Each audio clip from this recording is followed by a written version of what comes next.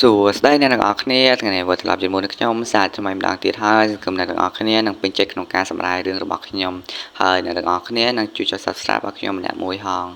តោះកុំឲ្យការពេលយូរយើងចូលសាច់រឿងយើងតែម្ដងទៅហ្វនក៏បាននិយាយថាលោកបានបង្ហិនម៉ាណាអស់ខ្លាំងណាស់គឺអត់ប្រយោជន៍ក្នុងការមកប្រើអីលេងនៅតំបន់មួយនេះហើយដើម្បីលោកមិនបានកម្ចាត់រ៉េត្រាកនជាមួយនឹងខ្ញុំទៅស្តាក៏បាននិយាយថាខ្ញុំពិតជាកំសាកណាហើយកំបីតែវឹកហាត់ជាមួយលោកគ្រូបានខុសខ្ញុំពិតជាពិបាកក្នុងការវឹកហាត់ជាមួយនឹងគាត់ណាគាត់ពិតជាវាយធ្ងន់ឬក៏គាត់វឹកហាត់ដោយខ្លាំងមិនអោយខ្ញុំតដៃយ៉ាងណាទេហ្វនក៏បាននិយាយថាមិនអីទេការខ្ញុំវឹកហាត់ជាមួយនឹងគ្រូរបស់ខ្ញុំក៏វាចឹងដែរគឺការខ្ញុំជួបនឹង Monster ដំបូងគឺខ្ញុំពិតជាខ្លាចខ្លាំងណាស់សូម្បីតែអ្នកគ្រូរបស់ខ្ញុំក៏គាត់មិនលូកដៃជួយដែរគឺគាត់បានត្រឹមតែឈរមើលខ្ញុំតែខ្ញុំពិតជាមិនអាចធ្វើអី Monster នោះបានទេតែពេលខ្ញុំអស់ផ្លូវរត់ក៏ខ្ញុំបកមកវាយប្រហារនឹង Monster នោះវិញតែខ្ញុំអាចធ្វើបានគឺខ្ញុំសម្លាប់វាបានខ្ញុំអាចធ្វើបានចុះលោកមិនអាចធ្វើបានដែរឬទេពេលឮពាក្យសម្ដីរបស់ Fern ហើយ Star ក៏បានអង្គុយគិតក្នុងពេលមួយយប់នេះព្រឹកឡើង Fern ហើយនឹង Feren បានមករក Star តែ Feren បានគិតថាប្រហែលគេរត់បាត់ហើយមើលទៅតែ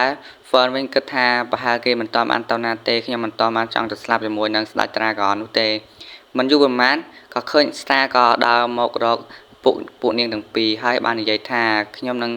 ពន្យាពេលឲ្យពួកនាងរយៈពេល30វិនាទីដើម្បីខាត់ស្ពែវេទមន្តពេលពួកគេបាននិយាយត្រូវរោគ្នាហើយក៏ធ្វើដំណើរមកកន្លែងស្ដេចនាគពេលនោះដែរ Star វិញក៏ពិតជាញ័រដៃខ្លាំងណាស់ពឺញ័រឡើងភ័យខ្លាចអស់ហើយពេលដែរមកគិតថា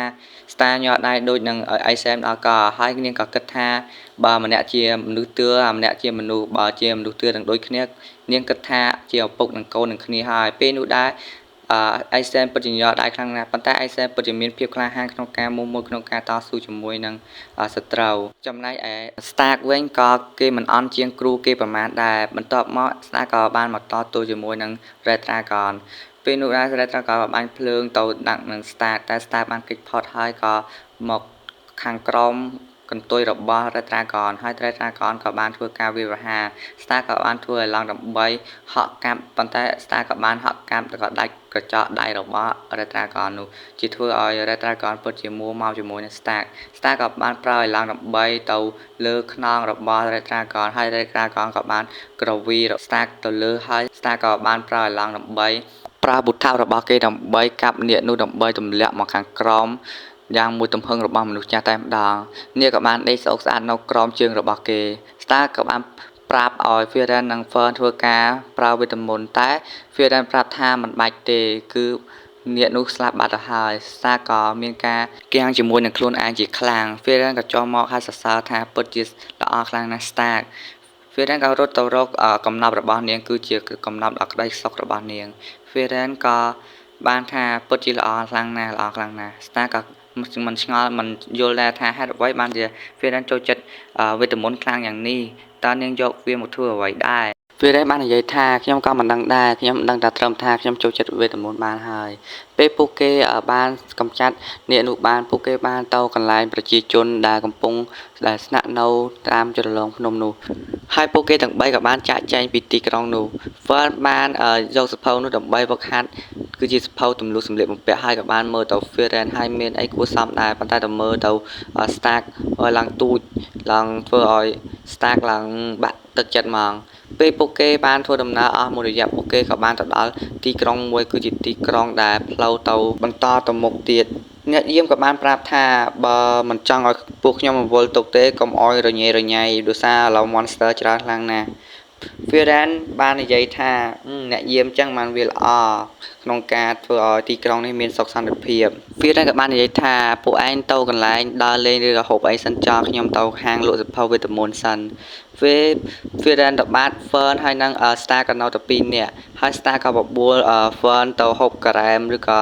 នំអីផ្អែមចំណែកឯ Fern វិញធ្វើមុខឡើងដុតមិនទេពេល Star ក៏ទៅមុនហើយ Fern ក៏នៅស្ដាប់អ្នកភូមិដែលនិយាយថាទម្រាំតែគេបើកផ្លូវឲ្យឆ្លងកាត់អស់រយៈពេលឡើង2ឆ្នាំហើយឡើងយូរ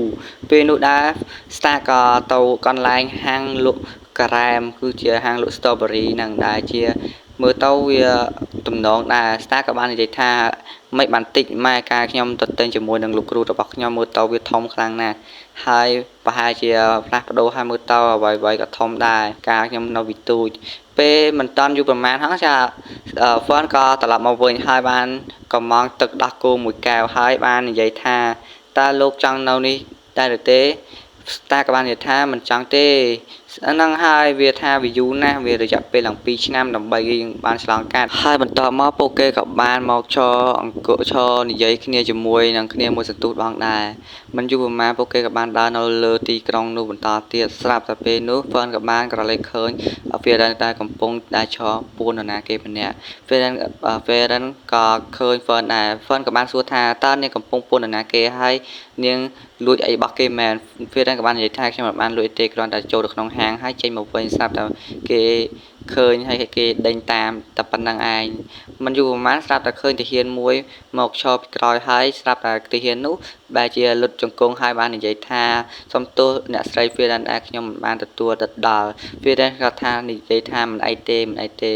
ស្រាប់តែពេលនោះក៏មានបុរសចំណាស់ម្នាក់បានដើរមកផងដែរហើយគាត់គឺជាចៅហ្វាយក្រុងដែលរស់នៅទីនោះហើយក៏ជាអ្នកគ្រប់គ្រងនៅទីក្រុងមួយនេះផងដែរហើយគាត់ក៏បាននិយាយថាខ្ញុំនឹងជូនដំណើរអ្នកស្រីហ្វេរ៉ានដើម្បីឲ្យឆ្លងកាត់នៅទីក្រុងមួយនេះខ្ញុំនឹងធ្វើឲ្យប្រជាជននឹងកោតសរសើរអ្នកស្រីផងដែរមិនយូរប៉ុន្មានគេក៏បានដង្ហែឬក៏